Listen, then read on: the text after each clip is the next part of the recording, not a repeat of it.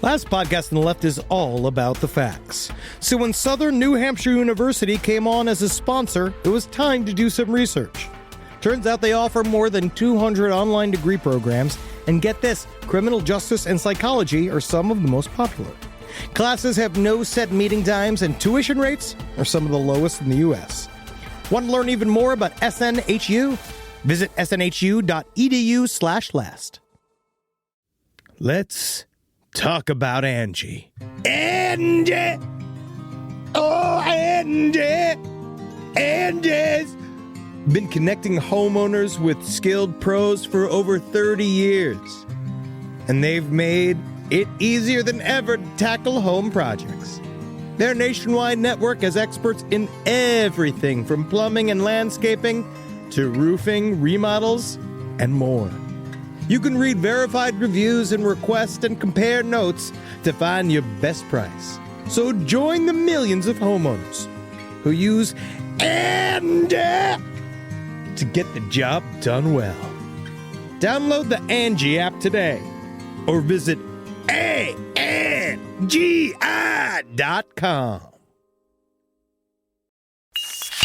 There's no place to escape to. This is the last podcast On the left. That's when the cannibalism started. What was that?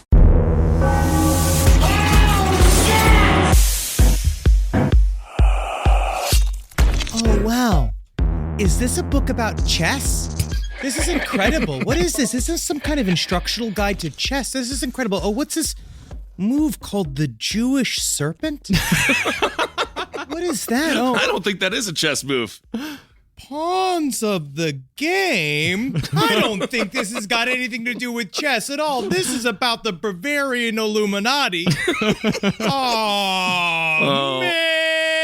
I love the Bavarian Illuminati, the way they're all covered in salt. Welcome to the last podcast on the left, everybody. I have been hanging out with Henry and hanging out with Marcus, and today is a special day because the triad is actually together in the flesh. Yeah. And yes, Big dogs eat. Big dogs eat. we have never said that before to each other, but apparently we've said that now. I'm a kitty cat pee. Hi. What are you?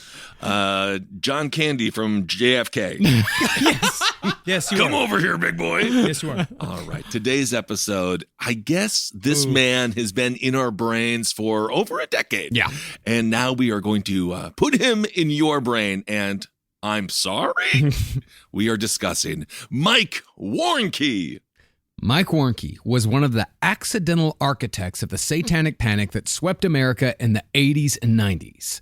Instead of just being a fearmonger, though, Warnke actually claimed to have been a former satanic high priest who'd participated in numerous ritual murders, assaults, and rapes during the mid-60s. I'm going to say, even though I know Rodney Alcala's crimes are far worse than Mike Warnke, Sure. I liked Rodney better.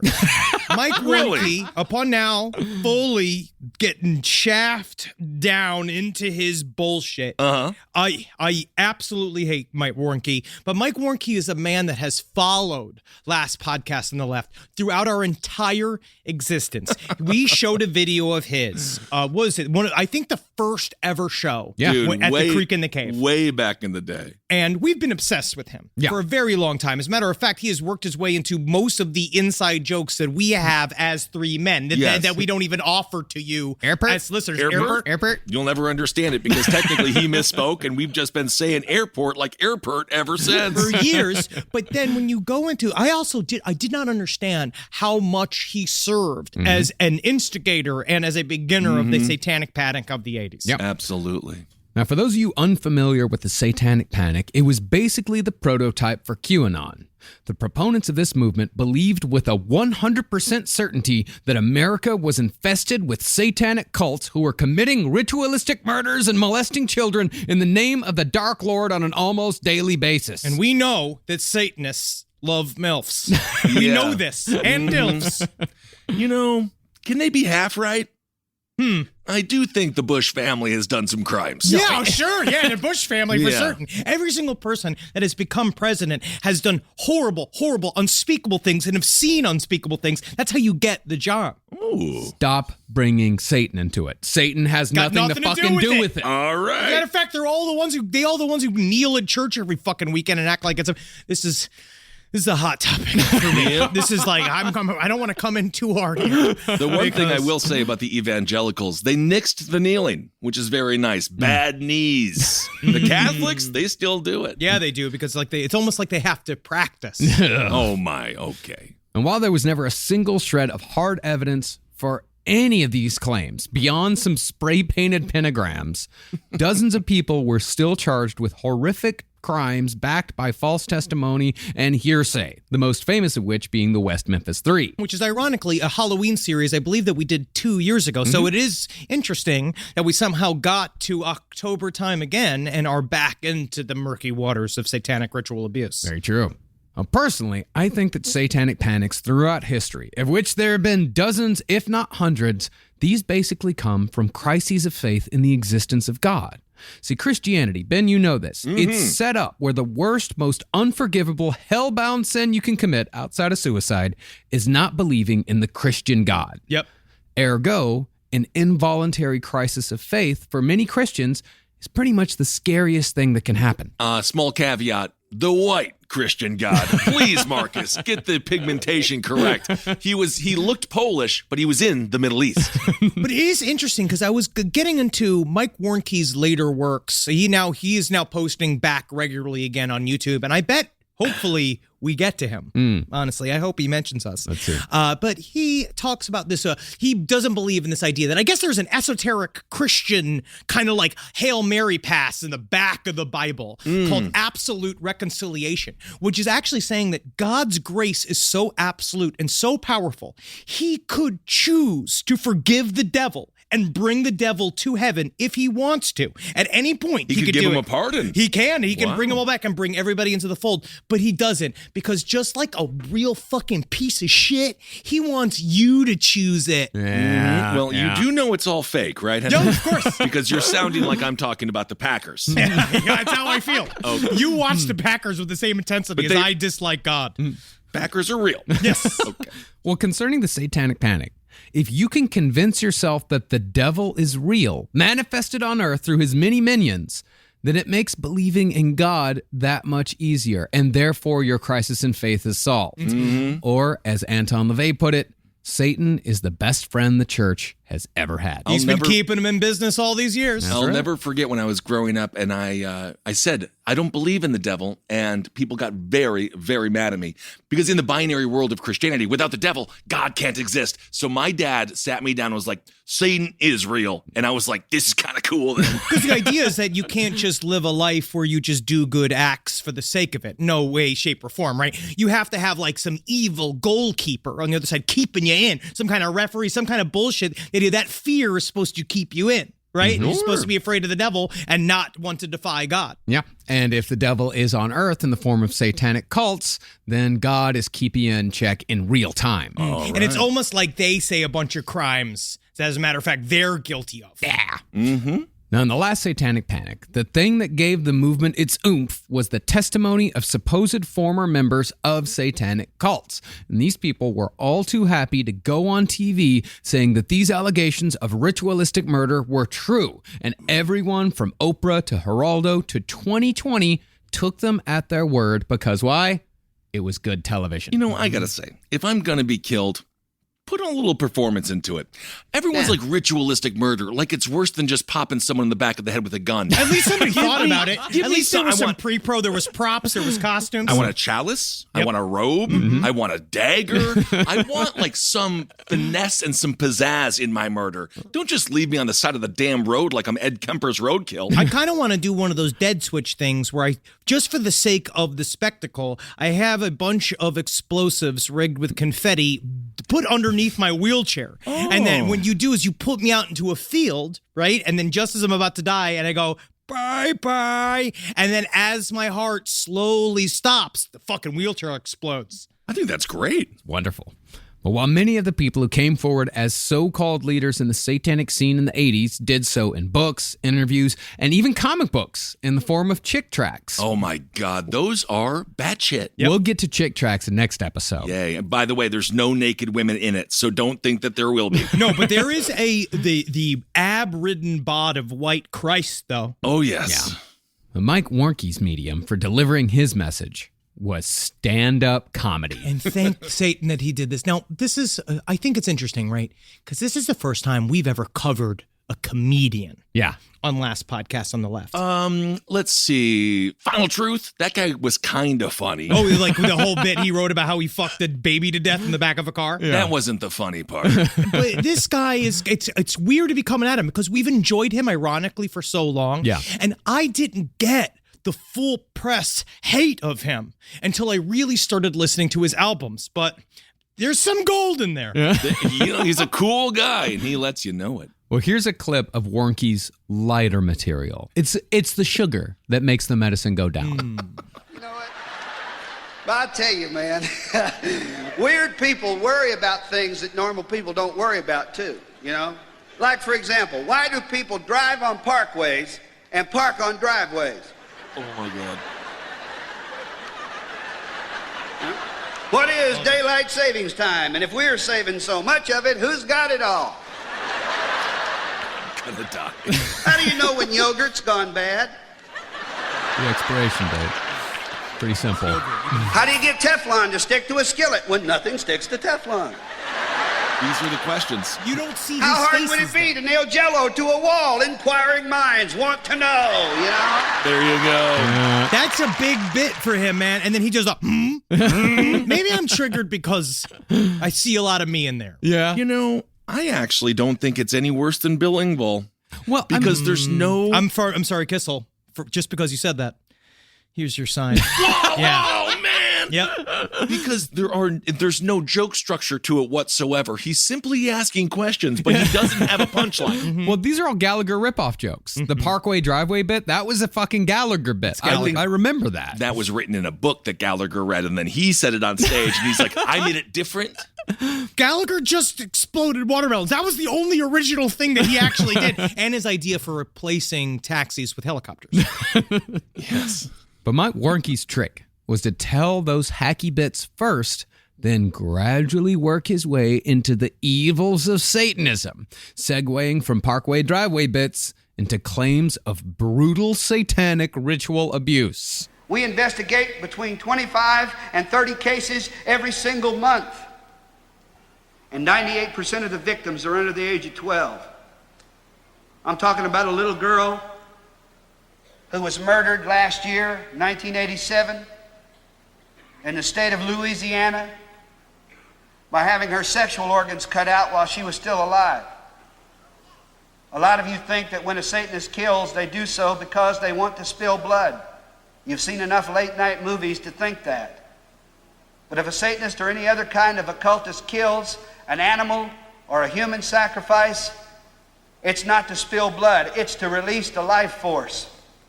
Because when the life force is released and you've done the right incantations and rituals, you can absorb that force, they say, and it makes you a stronger wizard, warlock, or whatever. Or whatever. And that's his closer. That is not even a bit. He closes like this, and as you'll see as he gets older and his stand-up albums get worse, he goes farther and farther away from comedy and more into straight-up preaching. Yeah.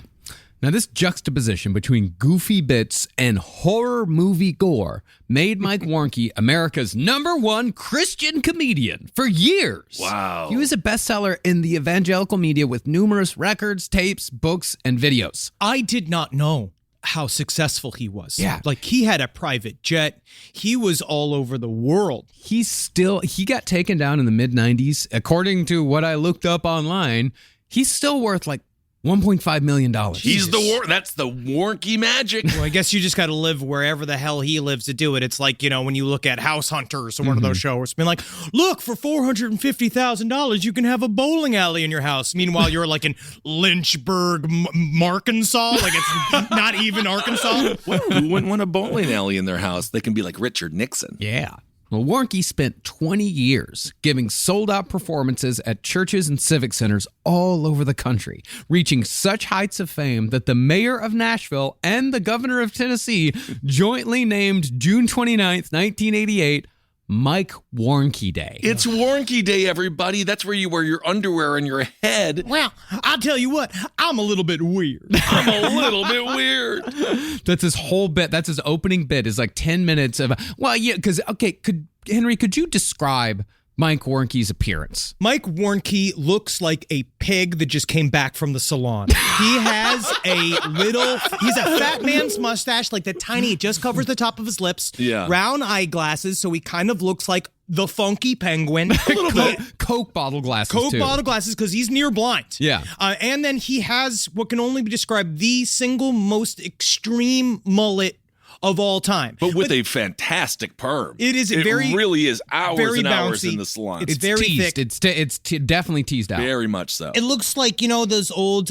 those battery commercials, the Energizer their battery commercials where they have the plastic hair. Yeah. It's kind of like that, but it's tenuous, it's free flowing. It's like it's 3D printed.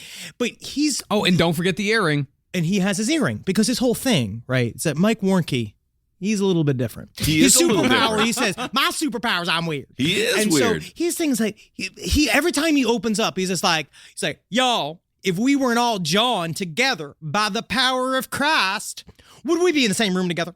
I see you right there, short hair, huh? You'd look at me and be like, who's that funky character? Who's that? Like, he acts like he's Dave Navarro. You know what I mean? And everyone's looking at him like, wow, who's this crazy guy? Like, who no one dresses like him. No one ever tucks their shirt into their pants like that. But it's always a setup of he's like, I understand the young people. Yeah. He's kind of the prototype for the cool pastor. Oh, absolutely he is. Because his whole thing is that he's the only one.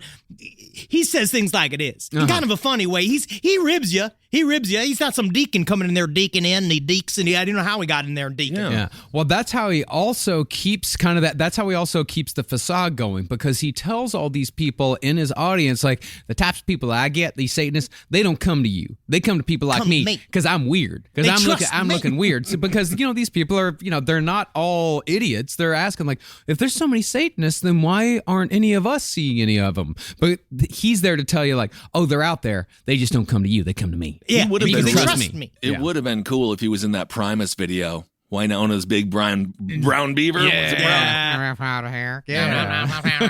I mean, he is a character, and if he wasn't such a sociopath, I would like to see him on Young Sheldon. Yeah. Because I think that Young Sheldon could learn from him. But what he did and what he stood for caused countless amounts of damage. And laughter. I guess we're the same in a way. Isn't that nice? Now, Warnke began his rise to fame in 1972 when he published a book called The Satan Seller, which worked as a memoir of his alleged time as a high priest at the altar of Satan.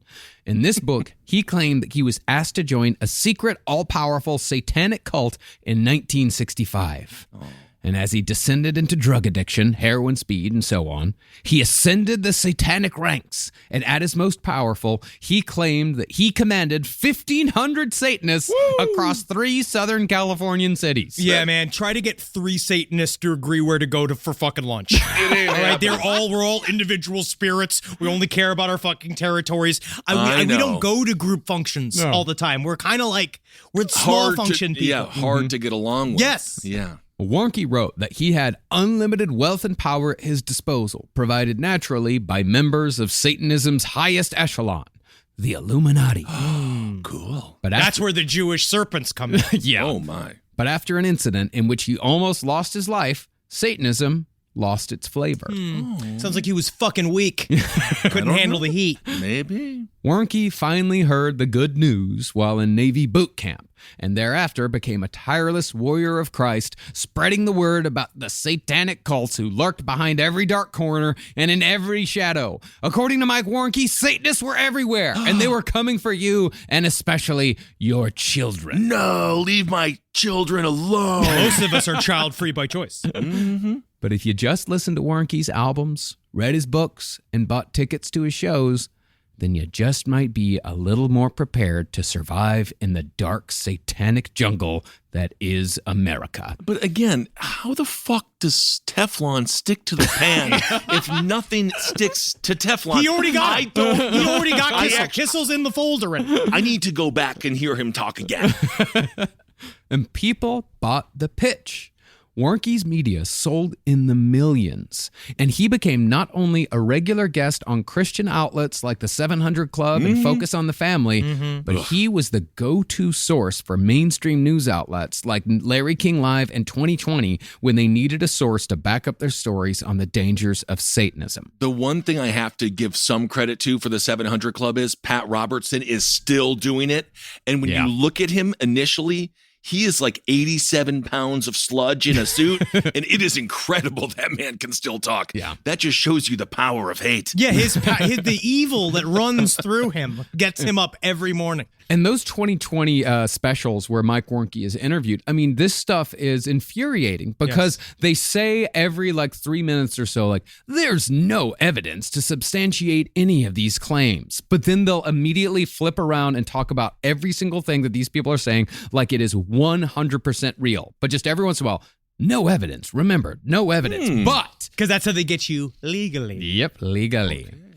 Perhaps most disturbing was the fact that this media attention gave Mike Warnke enough clout where he eventually advised law enforcement on so-called occult crimes, which Yikes. probably resulted in the harassment of a lot of people just trying to live their fucking life. I think that's the part of him that obviously is the creepiest part and the worst part of this is the fact that he did have policeman's ear and that he did talk to he talked to the FBI because this was also during the 80s when they had their occult crimes bureau. They created that whole department for occult crimes, and he got to go and educate all of these people on total horseshit. Yeah. And also, again, you have the entire power of the FBI, and you still couldn't figure out how Teflon sticks to the pan. They couldn't do it. There's no way that they're ever going to figure it out. But that is the only thing that makes this story truly infuriating. If he just stuck to stand up, I would say, great. Okay, do whatever buddy, the fuck you want. go fill out all the arenas in the world. But it turned all of this bullshit into reality for anyone who was incarcerated Yeah. because some officer thought that they were wearing the wrong color clothes. This was like the beginning of like, this is also, it's a fun combo with the war on drugs and shit like that. Where just smelling marijuana on you is a lot, they can just fucking scoop you up and do whatever it is they want to. If you show up with a fucking pentagram in 1987, you're now compounded for occult crimes. Yeah. You know what I mean? Like that's also too, like we're going to the witch police are here. And I'll tell you one thing. The only thing the occult people are guilty of is reading too much. No. They love to read. That's the thing about cults that no one ever remembers. It's all reading. It's all reading. Ben, don't be so open-minded, your brains fall out. Wow, that's good stuff. Well, personally, I think Warnke's stories were so terrifying that a lot of people just didn't want to take the chance that he wasn't telling the truth. Dude, that's my least favorite argument for people who are like, well, what if it's real? And be like, I don't want but to it's live not, though. You're based just on saying- heaven, right? So they say, well, you never know. What if heaven is real? And then you better follow all the rules. It's like, but there's a great chance it's not. Yeah. I mean, and that's the thing is that without Mike Warnke, Satanic Panic wouldn't happen. No. You don't think so? No, I do not think so. It is really strange because I didn't really understand how instrumental he was as a part of this. Because of the combination of stand-up comedy, his silly little comedy mixed with his testimony, because his whole thing was that's how the crux was, I'm the silly, funny, quirky guy, but it's because I went through all of this shit, because I went through the valley of the shadow of death. They came out here and I put a needle in my fucking arm and I signed a contract with the devil. But then it amplified it because of that secret sauce mixture. I do love that. Yeah, maybe he's, mildly all-powerful, the devil or God, but you still have to sign the contract, don't you? You still got to sign You a still got to contract. go through There's the still legal lawyers. paperwork. You still got to. And that's the thing is that Mike Warnke is nothing if not convincing, at least to the people who went and saw his shows. See, that clip earlier talking about the child's sex organs being cut out, that was just part of a larger bit. It was the end of an hour and 15-minute long set, which I watched all of. And technically, it's his best set. It's his closer. No, I mean, that was that was a part of a whole story that he told in which that same child had her heart removed and eaten in a satanic communion before her skin was peeled off her skull so said skull could be used in further satanic rituals. Oh my God, who would ever think about eating the flesh of somebody during communion? That is disgusting. Well, that's what it always is. That's every time that they talk about eating, doing some sort of cannibalism during satanic rituals, it's always a perversion of communions. Well, it's always a perversion. Because, there is the little bits of fact. The Black Mass in the Satanic Bible was written as a perversion of the Catholic Mass. But in my mind, when you do read it, it's more of a parody. Yeah. They're making fun of the Mass, and they are using the imagery of the Mass as a way to, have fun. You got a naked chick there as the altar. That's fun. We're having fun here. To be fair, they're not the funniest bunch. No. Satanists, I do have a problem with They are a being little too serious. serious. Yeah, That's what I've been fighting against it. I think that the Anton LaVey Church of Satan, the COS, is more appropriate because then where's the costumes? Costumes. You really are the Warnke of Satanists. Wow. You're bringing a little sugar to it, aren't you? I'm Tony the Tiger of Satanists. But that really is the reaction that Warnke was playing with. All the fire and brimstone preachers. He has a little fun with it. Yes. Mm-hmm. Yeah, and he goes gore, full gore with it, Yes, he does. over and over and over He again. doesn't know that he's accidentally doing satanic principles. If you read The Satanic Witch, you know that's the whole thing. The whole thing is that you get engagement with human beings by presenting as one way and then saying, but actually, I'm this way. So it's like, I'm this goofy guy, but actually, I'm super serious and I went through all of this shit. He may have actually thought about that.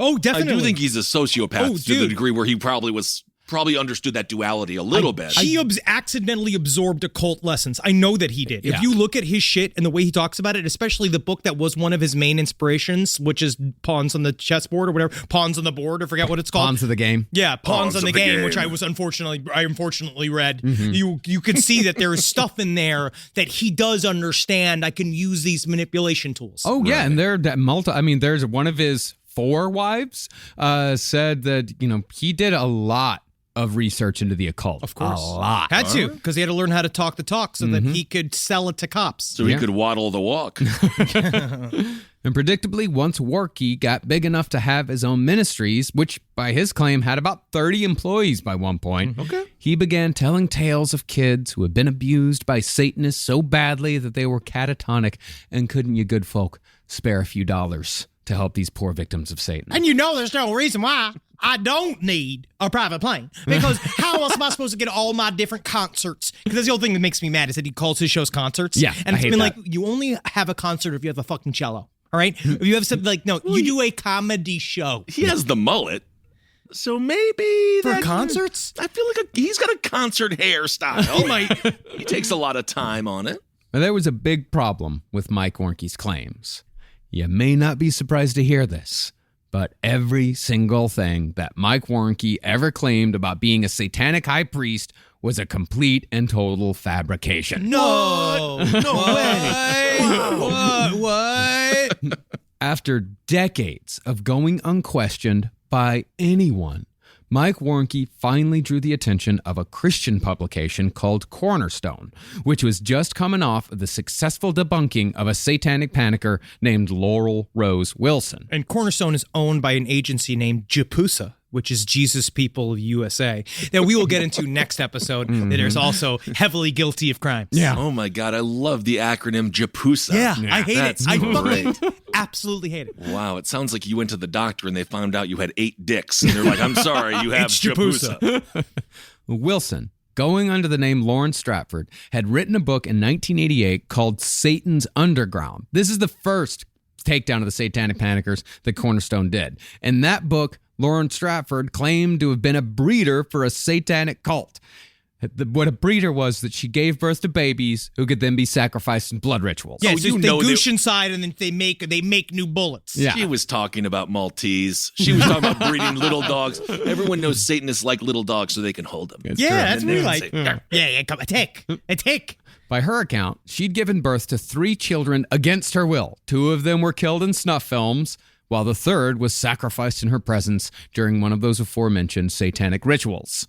Stratford also claimed to have been in a lesbian relationship with Virginia McMartin, who was one of the plaintiffs in the infamous McMartin preschool trial, which stood at the center of the satanic ritual abuse firestorm. Which is my also, goodness. you're seeing tropes here that are going to be used by all of these pieces of shit. Yeah. Which is this idea of they see another story in the news that gets a lot of play, and then they hook onto it. They hook onto things that they see in the public. Say, oh, and I'm also a part of this. Yeah. I'm also a part of the McMartin Schools case as well. And I think that's the seed of truth that then obviously they blossom into this conspiracy flower. Yeah. But of course, people are abused. And Of all course, those things yeah. really do happen. Absolutely. It's just the way that they took it.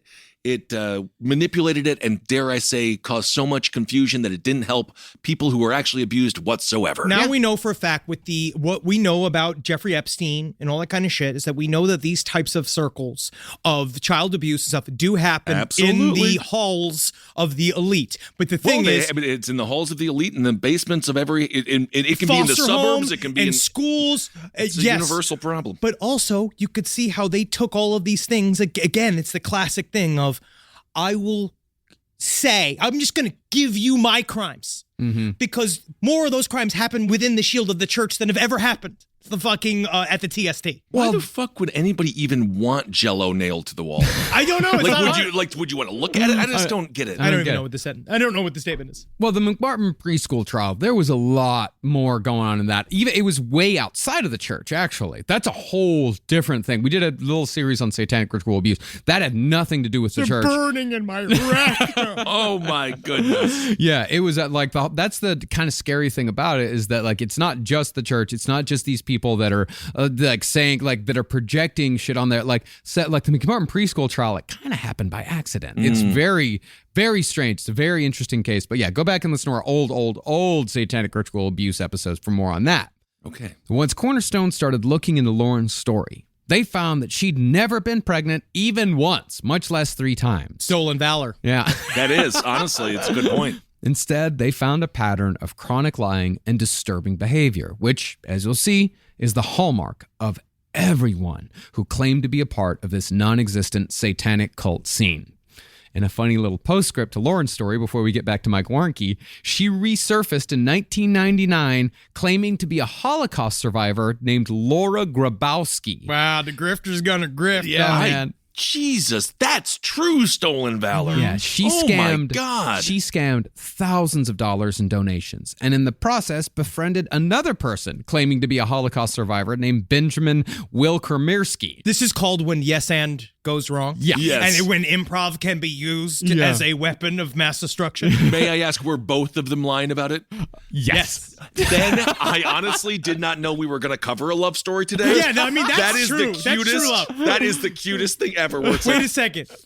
I'm a Holocaust survivor too. you can just see them rubbing off the numbers at the end of the night. Be like, yours is fake too. Oh my God, come here, please. Mangala. They weren't even Jewish. Oh my God, that is so unbelievably offensive. But the point here is that these people and their ilk were the contemporaries of Mike Warnke.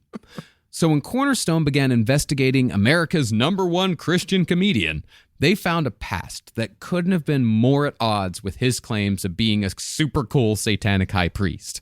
Instead of the fucking far-out freaky badass that Warnke claimed to be, Cornerstone found a nerdy, irritating, pathological liar. And it's that story that we'll be telling over the course of the next 2 episodes, in addition to Warnke's rise and Warnke's fall. And we got a couple other shitheads in there too we're going to cover, which I'm really excited for. We're going to really get deep into some of the people that I dislike the most. Yep, All yeah. right. Any of you out there that are fans of chick tracks, we're going to be getting into that shit next episode. Yikes. And the source for all of that fucking Dungeons and Dragons bullshit. But thankfully, the Cornerstone article was expanded into a book called Selling Satan by John Trott and Michael Hertenstein. And that will also work as our main source for this series. And while it is written from a decidedly Christian perspective, it's still a solid takedown of one of the most successful con artists of the 80s. And I actually think the fact that it is from the Christian perspective in this case gives it validity. Yeah. Because the Christians they do clean house every now and again.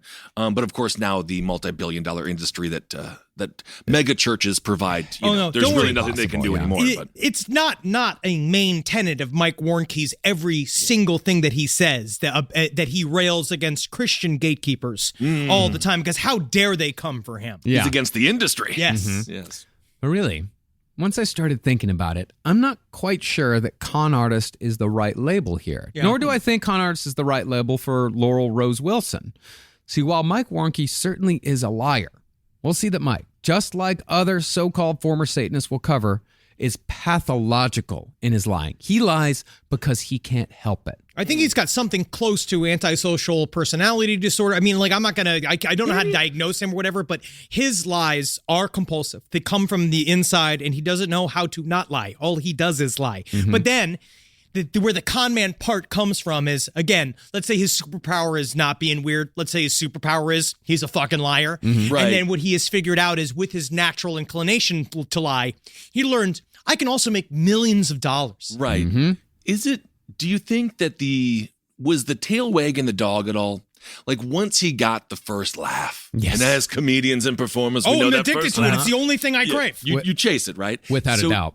So to some degree, it was a feedback loop, perhaps. Yes, we'll get fully into his story, but the reason why he started talking about Satan was not because he figured this is how I'm going to make a lot of money. The reason why he started talking about Satan is because it was the first time people started believing his bullshit. And again, Oprah was doing the same thing. So this was mainstream in many ways. And I also am going to say, I know Henry hates the church.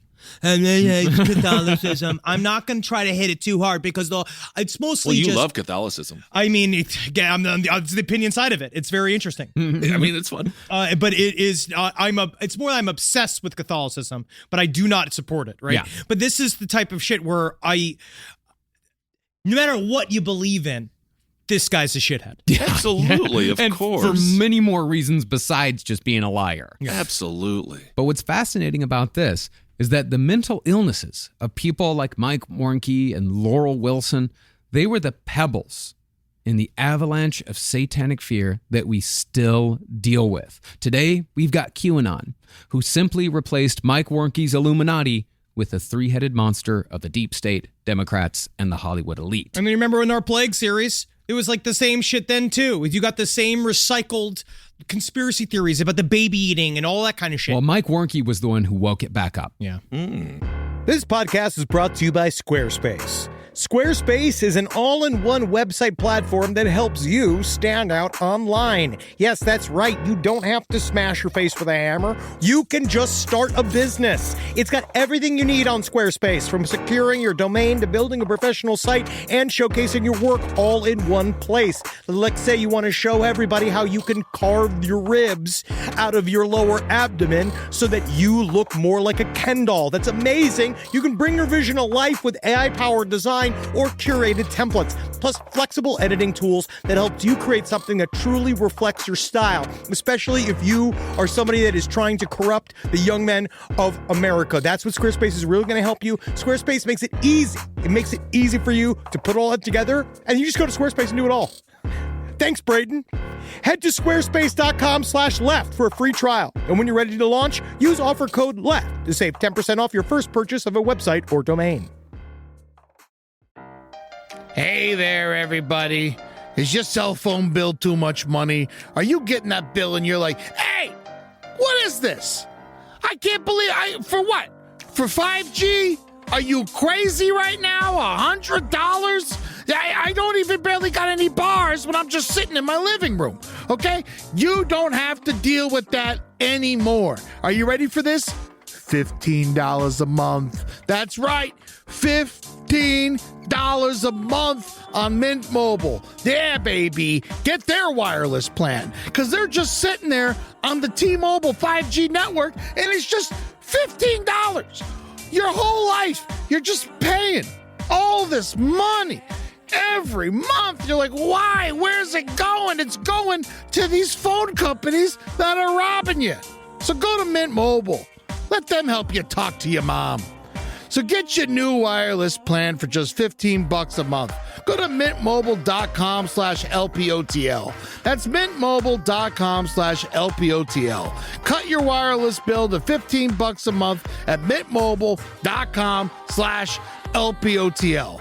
That's it. There's no catch. Upfront payment of $45 for 3 months, $90 for 6 months, $180 for 12 months. Plan required, $15 per month equivalent. Taxes and fees extra. Initial plan term only. Greater than 50 gigabytes may slow when the network is busy. Includes up to 20 gigabytes hotspot. Capable device required. Availability, speed, and coverage varies. See mintmobile.com. It's summertime, baby. And you know what that means. You're going to go to Quince and you're going to get yourself some new clothes. Something happened to me by accident recently. I had a nice little Quince mistake. It was Father's Day, and we wanted to get Julie's dad something nice, so naturally we went to Quince. We looked around, and we were like, oh, look at this 100% organic cotton mesh stitch button-up sweater polo. I think Bob's really going to like this. So we get it, and we buy it, and then you know what happened? A little fudge, a little mistake. Accidentally sent it to our house instead of Bob's house. Julie's like, oh, I'll just get a refund from Quince and we'll mail Bob another one. I was like, oh, okay, that sounds nice. But, maybe I should just see it first. She pulls it out. I was like, whoa, look at that. It's like a button-down polo with nice little holes in it. It's breathable. It's not bad. I think I'm going to wear this to Jazz Fest this weekend. Wore it to Jazz Fest. Got 3 comments. One was by a lady. Not bad, Quince. So get your hiney over to quince.com and treat yourself good and feel good. Look good this summer. Make your summer wardrobe easier. Go to quince.com/last for free shipping on your order and 365-day returns. Now available in Canada too. It gets hot up there. That's QUINCE.com/last for free shipping and 365-day returns. Quince.com/last. Look like a prince and you Quince, you jerks. And while Warnke is by no means the murderer and rapist that he still claims to be. Remember, he lied about being a murderer and a rapist. Like, he said that. He's like, well, I'm different now. It was such a strange time where that was a career builder. Yeah. Yeah. Now, his refusal to take responsibility for his own mental illness resulted in untold amounts of misery for thousands of people who didn't toe the line of evangelical Christianity. So without further ado, let's explore the life of Mike Warnke, both through the testimonies of people who were actually there during the time he claims to have been a Satanist, and through the versions Warnke tells in his books and stand-up specials. It's a Warnke. Yep. Now, what we know about Mike is that he was born to Louise and Alfred Warnke, a.k.a. Alf, on November 19th, 1946 in Evansville, Indiana. Now, Alf was indeed an alcoholic and a piece of shit, but Warnke's picture of his father is the first of his many embellishments. Honestly, so was TV's Elf. You should have seen him off camera, man. Yeah, I beat the fuck out of, was it Rhonda? I don't remember, but those aliens do drink. Yeah, they do. Yes, they do. Well, in The Satan Cellar, Warnke claims that his father, Alf, was a violent small-time hood from Cleveland who fixed prize fights, participated in union racketeering, sold drugs and booze from truck stops, and carried a machine gun in the front seat of his car. That's cool. That's kind of fun. I don't know. I mean, it's bad for a dad, but it's cool for a friend. Yeah. It sounds like a Dick Tracy. Sounds like Flat Top. As far as Mike's mother went, he couldn't really decide whether she was a good mother or uncaring and neglectful. You got to figure that out. At times, he described her as both, depending on what book you were reading. Yeah, and what stand-up special he was in the middle of. Yep. Wow. Either way, though, Louise Warnke did factually die in a car accident when Mike was 8. And just notice that. When one of Mike Warnke's claims are actually true, I'm going to use the word factually. Okay. Yeah. Alf remarried the year after to a woman more than half his age, whom Mike described as an evil stepmother. She, on the other hand, described Mike as a quiet child who craved attention but never got any. This is the type of thing we see often. We on our live show, we've been covering David Berkowitz, and I feel like there is that strain too. The idea of feeling small as a child. Yeah. And growing up with this like almost antagonistic sense towards yourself of like, I'm not small, I'm huge. Yeah. I'm incredibly important, and the whole world has to know it. Well, the whole world knows it now. So 2 years after the remarriage, Alf died of a heart attack, and Mike was sent to live with his aunt in Sparta, Tennessee. Mike, though, claimed that when he arrived in Tennessee, He was a foul-mouthed, cigar-smoking, whiskey-drinking hellion at the age of 11, all due to the influence of his alcoholic, drug-dealing parents. Yeah, he said that he discovered booze in his own house, like drinking as a little kid and all this kind of shit, and literally smoking as a 5-year-old. Yeah. Yeah, well, I mean, I started drinking and smoking at 12, but, my parents were not booze hounds. But you were a real story of the failure of parenthood. No, my parents were great. But my parents made the mistake. We did a whole honorary thing where we dumped, I'll never forget, I was like 8 years old, and we dumped out all the booze. And it was like this whole thing, because my parents never drank. Oh, yeah. They're But then I teetotalers. remember when I was watching the wine go down the drain, I was like, I wonder what that tastes like. Yeah. And then when I was 12, I found out. Yep. And Yeah. it tastes okay. Me as well. Yeah. Yeah. No, it's more cultural, I would say. It's more Yeah, that's whatever. in Europe. Kids drink all the time. Oh my God, that's where I first started. Well, let's hear one of Mike Warnke's bits, one of his fun bits about growing up in Tennessee. Oh, I can't wait.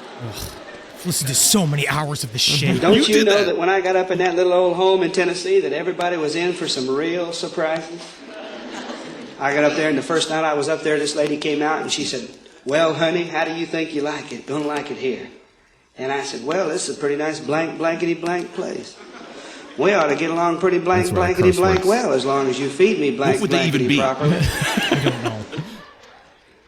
know. You could have cut what I said with a butcher knife, you know. She'd never heard talk like that before. Her eyeballs popped open. Her mouth dropped open. She ran into the other room, got a 97-pound Schofield reference Bible off the TV, ran back out into the kitchen, snatched me up out of this chair, slung me over in a corner, shoved that Bible up over her head, shoved her finger in my face, and she said, "Boy, you better accept Jesus right now as your personal Savior, because if you don't, the devil's going to come right there. He's going to grab you by the shirt collar. He's going to drag you right down to hell. Boy, I'm telling you, the demon right over the door. And if you don't watch out, that demon's going to grab you. He's going to throw you on the ground. He's going to jump up and down on your body. So there's nothing left but a greasy spot right there on the ground. You better straighten down, square away, because if you don't, God's going to hit you middle of the forehead with a bolt of lightning and fry you to crisp and leave you nothing but a pile of ashes right there on the ground with your eyeballs bugging out." Good speed. Very fast. He does this thing in every fucking stand-up album where I don't know how to describe it. He has no ending to bits. No. There are certain bits where he does not end them. Like there's one thing where he says, "What if Frankenstein got saved?" Right? That's his whole thing. And he And does what this what like, if? That's an hilarious premise. it's What happens? stupid. It's stupid. What happens? I don't even want to describe it. It's about it's an allegory. It's an allegory about how preachers wish they could rebuild followers so that they could think whatever it is he wants them to think. I'm going to be pedantic here for a second. Is the bit about Frankenstein being saved or Frankenstein's monster Frankenstein. being saved? Okay. Frankenstein so being saved. Dr. Frankenstein. Dr. Frankenstein Okay. building a monster that will perfectly believe in God, right? That's his whole thing. But he does this sound pastiche in the middle of it where he just makes a bunch of lab noises where he goes like, "Ew, ew, ew, ew," and he does it for about 2.5 minutes. And then he stops and the audience goes wild. Like he's the guy from a police academy. You try not to laugh at that. I Those hate are funny him. sounds. I hate him. Well, from what his Aunt Edna said, though, because, he said that he showed up and he said blankety blank this and blankety blank that. They had no problems with him whatsoever. Perfectly ordinary boy. Now, at the age of 12, Warnke went to live with his half-sister Shirley in Crestline, California. And it seems like this is where Mike's penchant for, let's say, storytelling began in earnest. World building. Yeah. And again, if he caveated everything as if it was in the world of fiction, he may have been a fine storyteller. If he just wrote a book this is a fantasy book. Again, this all had real world ramifications for a lot of people. It's not about telling a story. It's about him selling his story, and it's about people buying it. According to his childhood friend Jeff Naismith, Mike would invent stories and characters for his own amusement, inhabiting these falsehoods with such dedication that it became obvious that Mike Warnke desperately wanted to be anyone but Mike Warnke. And technically that is the beginning of most character actors and character comedians, which is I do vaguely understand. Again, I'm triggered. Yeah. No, I mean, it's ironic. He never read the parable about building your house on the sand because all of his career is based on a lie, which is the definition of the sand in the allegory. If he would have just told the truth, he would have been fine. Yeah. You don't understand. But then he flips it all around later on saying, but the core was always true. The core is very soft. I've seen him in his shirts. Now, according to Jeff, Mike's go-to in high school was a character called the Russian. In this bit, Jeff and Mike would go to a restaurant and pretend like Mike was a Russian. and Jeff would order all of Mike's food while Mike would speak in gibberish that kind of sounded like Russian. My oldest friend and I in the mall would do this bit, or we would go into stores and pretend to be foreign. And I would go up to the cashier and I'd go, "Can I get, how you say, a blowjob? A blowjob?" And then we would be asked to leave. Sure, We did this bit very often. That's so stupid. Yeah, we were fucking 13 years old. Yeah, we used to go to a place called Buckle, not the Buckle, Buckle, and we would try on the ladies' clothes. Of course. So that was That's a kinda- good time. That's yeah, fun. They kicked us out too. Do you Stretched a lot of say, bras. "Yeah, blowjob," and then and we laughed and we just laugh and laugh and laugh. Of course. No, it's good humor. What's interesting, though, is that even when Jeff ordered food that he knew Mike hated, Warnke would never break character and wouldn't say a word about it until they got out to the parking lot. That's technically right now. This is just making friends. Yeah, and again, if you do want to prove, and caveat, whatever it takes to survive in this world, that's fine as long as you're nice to people. Yeah. That's all that matters to me.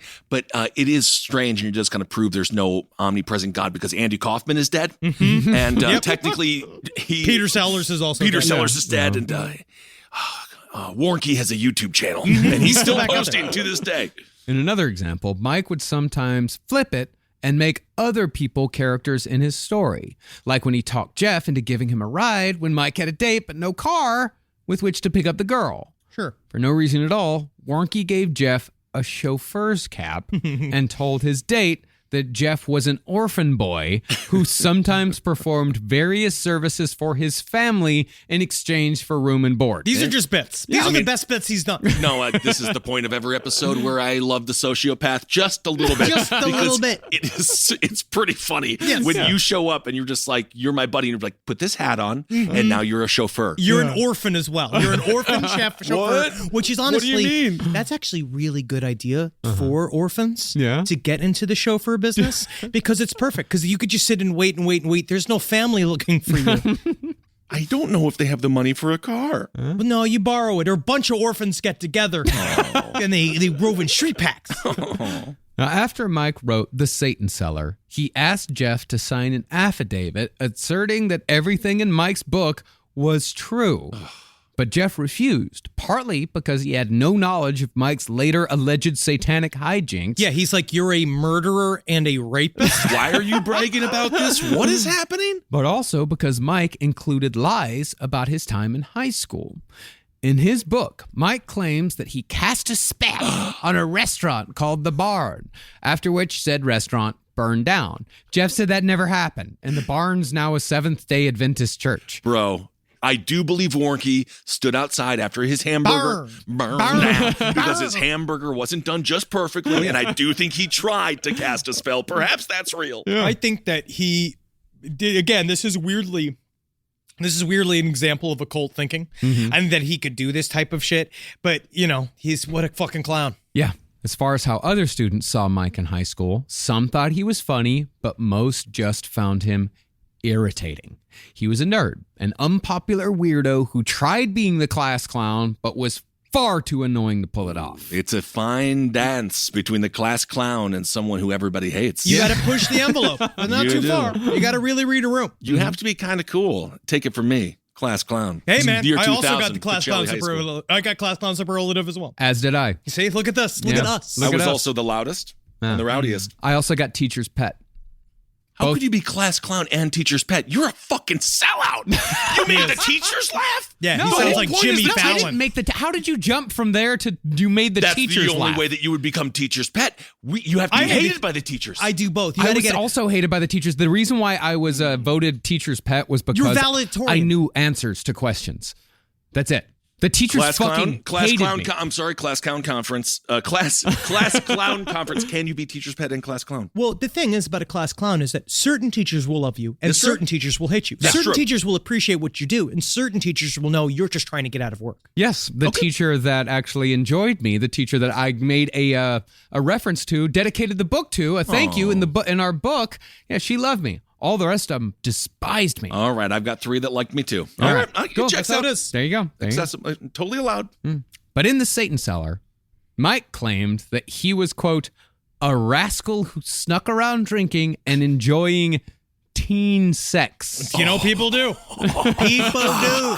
Oh, I know what you did last summer. But when fellow students who spoke to Cornerstone Magazine read these claims in Mike's book, they were just confused.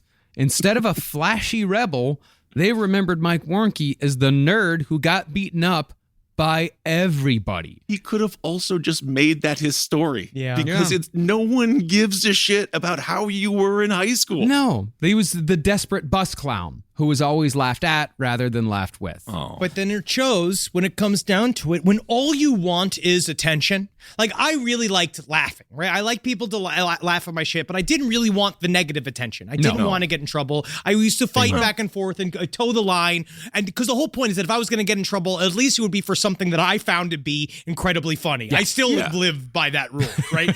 Where, like, he just wanted attention. Yeah. And if you're willing to do anything to just get attention. I mean, look at Jeffrey Dahmer. Like when he was in high school, just would go, bah, and that he just wanted someone to perceive him. Now, talking David Berkowitz, he just wanted someone to like look at him and say, "Hey, David." But at least Jeffrey Dahmer was getting lit in the back of the classroom. He did it different. He wasn't. I would never call what Dahmer did like partying.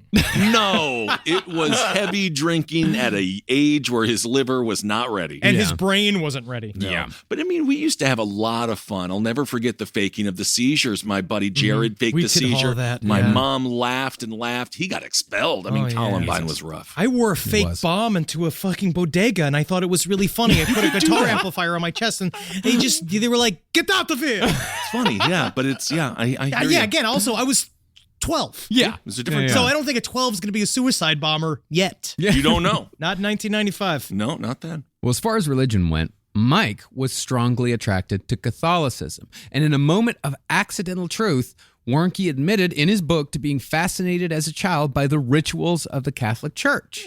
And these rituals would indeed heavily influence his lies about being a satanic priest. Now, the thing that sank Warnke's stories and made them so easy to disprove was the timeline. According to the Satan Seller, Warnke was inducted into Satanism in 1965 during his first semester at community college when he was about 19. Honestly, Satanism, we really try to go for the vocational schools because we prefer people with skills. Nothing wrong with a little community college. I went for a semester, got my grades up. Oh, yeah? Then I went to a different school. Ed Larson, that's how I met him. Yeah. Absolutely. Nothing wrong with a good community college. Not at all. From what the records say, though, Warnke didn't even finish his first year and joined the Navy in 1966. Therefore, every wild claim that follows from here on out supposedly all occurred in a 9-month period. Remember that. Everything you're about to hear happened in less than a year, and then he was over with it. Okay. So as the story goes, Warnke attended San Bernardino Valley College in 1965, San Berdoo. Okay. And met a guy named Dean at a party. Dean sounds cool. Dean sounds cool. Well, Dean is the type of fucking name that you make up for a cool Satanist. What are you talking about? Dean. Oh, Dean, so cool. No, I'd call him like Melchior. That'd be sweet. Dude. Yeah, Melchior is cooler than Dean. I don't know if I've met a cool Dean. No, they don't exist. It's just Dean. It's just that it gets Dean Moriarty and On the Road, and then after that, nah. I'm sure there's a cool Dean Even out Dean there. Moriarty from On the Road was a fucking problem. Yeah. Side stories, lpotl at gmail.com. If you're a cool Dean, let us know. Yeah, absolutely. We're going to need proof that you're cool, though. Yeah, absolutely. But Dean gave Warnke his first joint. Whoa. And before Warnke knew it, Dean was easing Mike into Satanism. Hell yeah, dude.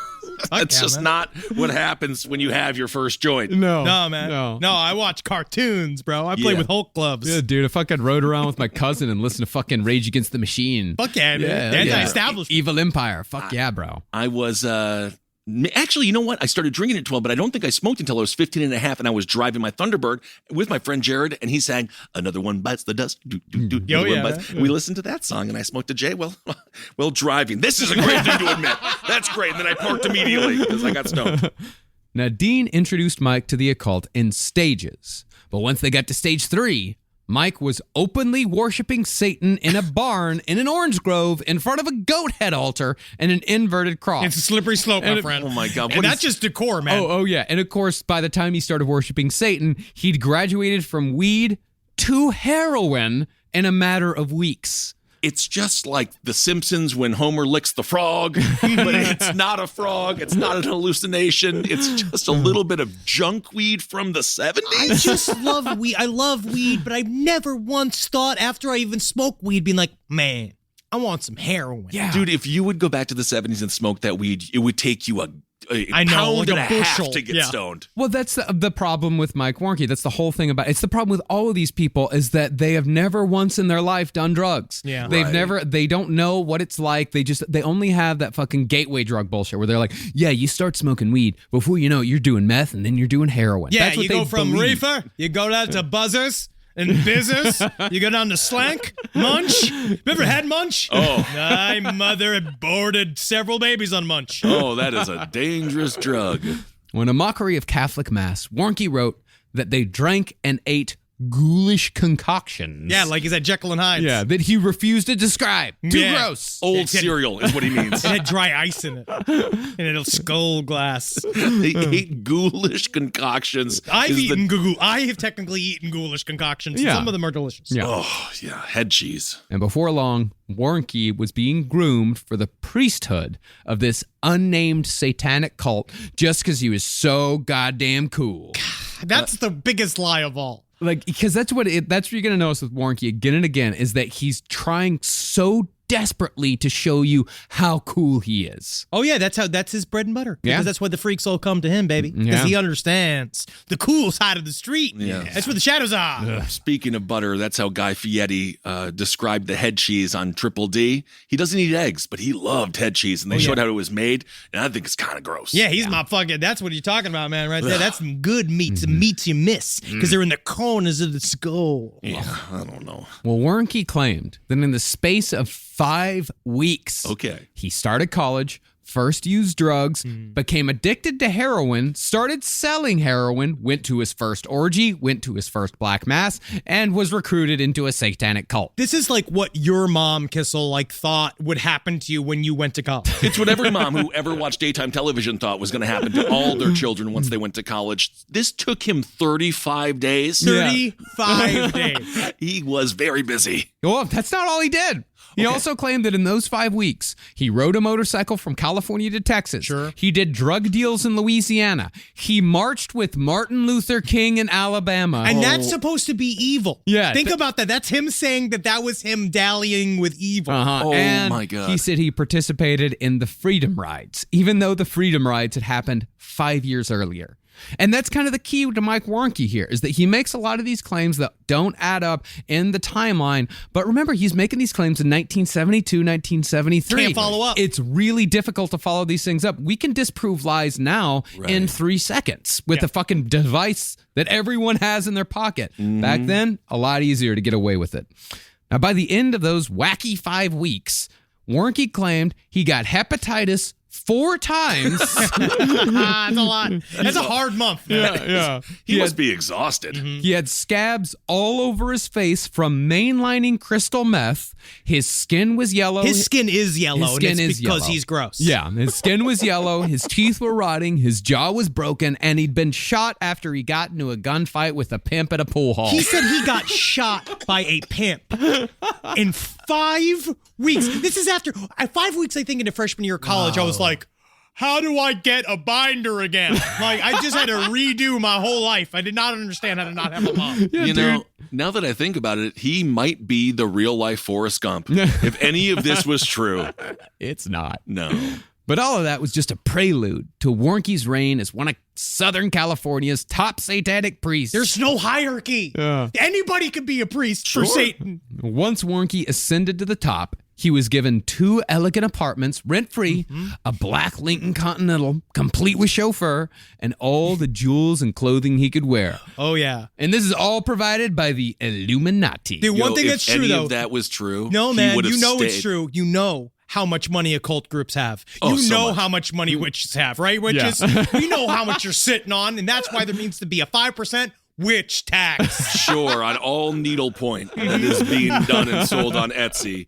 You know that he would have just stayed a Satanist if any of this is real. Oh, well, to complete this childish fantasy, Warnke also said that he was given 2 hot Satanist chicks. Lucky girls. Who hung out in his apartment 24 hours a day with the sole purpose of pleasuring little Mike Warnke, participating in what he disgustingly called soft pink sex. It shows. I mean, I don't. Has he had sex? Yeah, he has a son, right? I think He's got a few sons. Yeah, he's got children. He's been married 4 fucking Soft times. Pink. I sex. love that episode of Red Shoe Diaries. For some reason, I just see Piglet fucking rear-ending Winnie the Pooh. It is such a juvenile idea of what it means to be like upper class Satan or evil. It's such a juvenile idea of what it means to be evil in his mind. Well, it's just a juvenile fantasy. Yeah. You know, you live in a nice house and there's 2 girls there that just like fuck you whenever you want. It's so fucking cool. Little pink sex. We have little pink sex. Yeah. But then it's because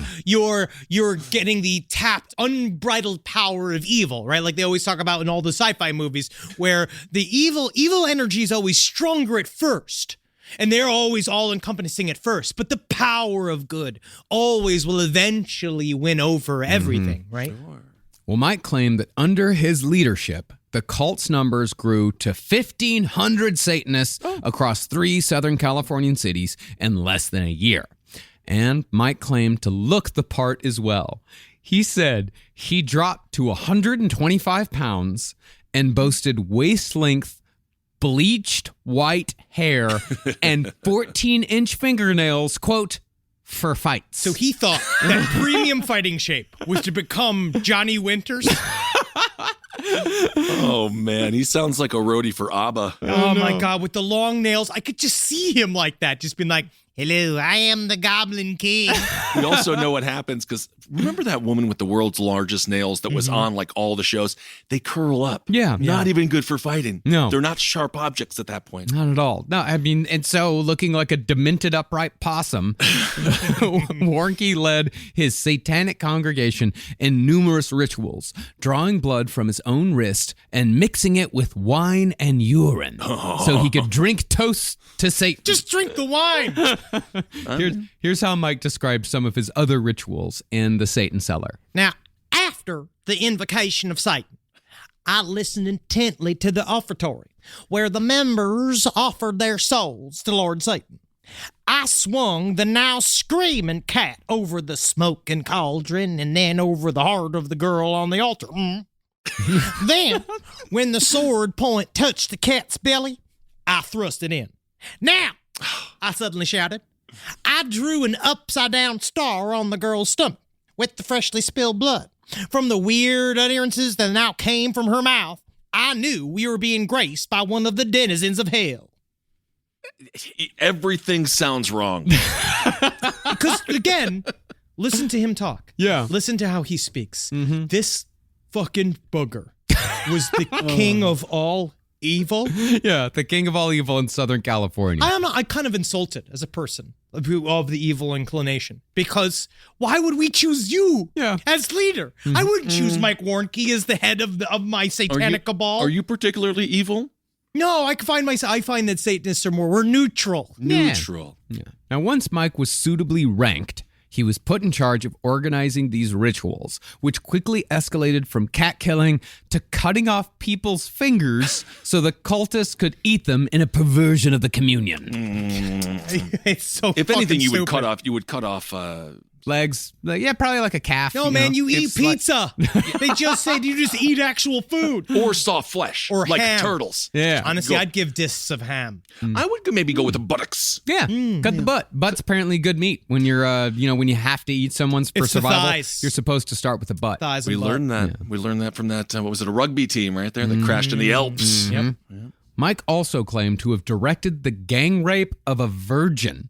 But Mike always made sure to say that he was only an orchestrator. I'm a cultivator. Never a direct participant. I don't understand how this was a moment in time where that was a beneficial storyline for anyone. From what he claimed, he was usually too doped up to perform sexually. Cool. Yeah. Little pink sex. Oh. So cool, man. As far as life outside of Satanism went, Warnke's claims make him sound like one of the grooviest counterculture figures of the 60s.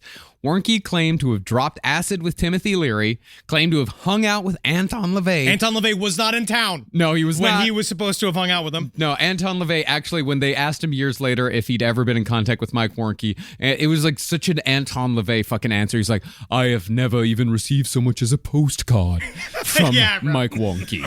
He didn't even sound like that. Anton LaVey actually has a surprisingly untheatrical voice. It's kind of like this. Like he looks evil. That's right, he does. Yeah, I've never received so much as a postcard. Honestly, to be honest, if you send me a postcard, it'd be kind of nice. Honestly, then I have a return address I could send in this acid. Yeah, he does have a super wormy voice. And Mike Warnke also claimed to have been present at Altamont, the Rolling Stones concert where the Hells Angels stabbed a dude to death. Problem with that, though, is that Altamont occurred in 1969, not 1966. He is the definition of let's don't say that we did. Yeah. Because he's just sitting on his fucking ass this entire time. He also claimed that he attended a Church of Satan conference in San Francisco where he claimed to have met Charles Manson. Charles Manson was incarcerated. And remember, until 1967. Charles Manson was never a Satanist. No. He was a Scientologist. Yes, he was. Was he? Oh, yeah, remember? Yeah, totally.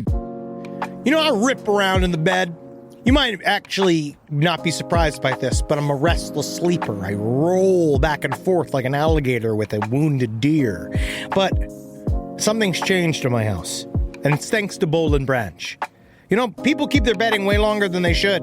It's because people are afraid of change. Not me. I burn my sheets once a week, but I don't need to, because Boll and Branch's signature organic cotton sheets, pillows, blankets, and comforters are all designed to be breathable, incredibly soft. They get better over time. Start with the signature sheets. You're going to buy 2 sets so you can rotate them. Come on, you're going to want to. The moment you get into bed, you'll notice the difference. I know I did. I just got fresh from the bath. I was fully lotioned. And sliding into those sheets kind of felt like, to be honest, I felt like the luckiest pasta filling in the whole world. All right, they're really good. You will like them. You will feel like a brand new laid chicken, which is we're all going for. Just trying to be a hot chick again. Sleep cooler this summer with Boll and Branch during their annual summer event. For a limited time, get 20% off site-wide at bollandbranch.com/left with code LEFT. That's Boll and Branch, BOLLAND branch.com/left. Code LEFT to take 20% off. bollandbranch.com/left. Code LEFT. Exclusions apply. Summer schedules can get busy fast with camps, vacations, sports, family time. And, you know, every single time Carmi eats a block of dark chocolate, we got to take her to the emergency room. You know how much time that takes. All right, IXL makes it easy to keep learning part of the routine in just a few minutes a day. IXL is an award-winning online learning platform that helps kids truly understand what they're learning, whether they're building math confidence, strengthening reading and writing skills, or reviewing science concepts. From pre-K through 12th grade, IXL offers personalized, interactive learning that adapts to each child's level and pace, which is great because Carmi has been really slow in biology, and Wendy has really been struggling with American history, mostly just because she doesn't agree with the way it's being taught. So it's really important. You making an impact on your child's learning. Wendy, as soon as she gets her chicken, she is ready for all of her lessons. And Carmi just really has to eat 5 or 6 bites of liver, beef liver, chicken liver, and then she can really get down to, I'm hoping this is the year she reads To Kill a Mockingbird. So really, IXL, thank you.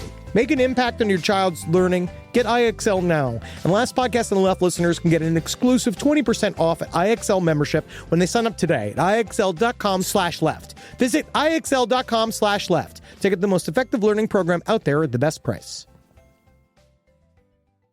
All right, I know what you're thinking. I like to go banking, but I don't want to give to these big old banks all the time that cater to the 1%. Well, go ahead and get yourself hooked up with Chime. It's banking built for you, not just those rich jerks. And they got thousands of fee-free ATMs because why pay to get your own money?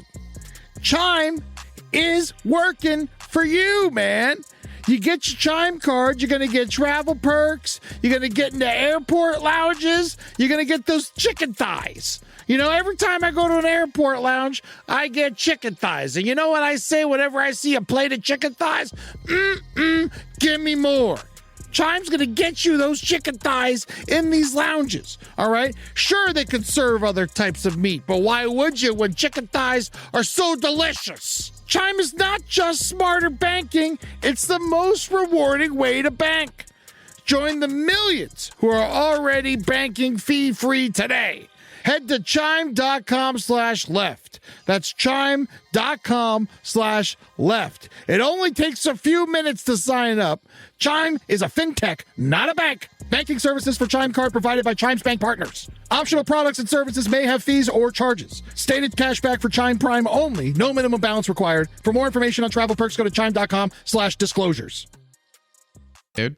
Now, in addition to the regular rituals, Warnke also claimed to have been invited to more business-like meetings that, quote-unquote, opened his eyes to the enormity of the Satan movement. And all this will sound pretty familiar to anyone who's followed QAnon. Honestly, it would be nice if we did have some kind of Satanist kind of business meeting or something to teach us how to invest. Yeah. That would be nice. That would be nice, yeah. In the Satan Cellar, Warnke wrote that the people he worked for ruled over a widespread organization that operated all over the world, claiming, quote, "The word Illuminati was whispered around here. Was it indeed the fourth stage, the next higher level of Satan's superiors? That explained the unbelievable coordination, how financiers could work in tandem with politicians and industrialists, often without direct contact or even conscious collusion. Almost like there's no evidence, in a way. Okay. The Illuminati. There was no need for them to be leaders, but they influenced leaders, and they had the use of demons." Whoa! So the demons came up with the combustion engine? I think the demons are the lawyers. Now, these are some pretty heavy fucking claims that Mike Warnke is making. And it is indeed one hell of a story, especially for someone's freshman year of college. Yeah, this is a lot, man. I was just overwhelmed with my first theater audition. We're still in the 9 months. 9 months.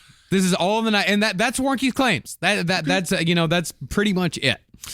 But when Cornerstone Magazine contacted what few college friends Mike Warnke had, most of them laughed at Mike's stories because they remembered Mike as an irritating person who constantly lied for no reason.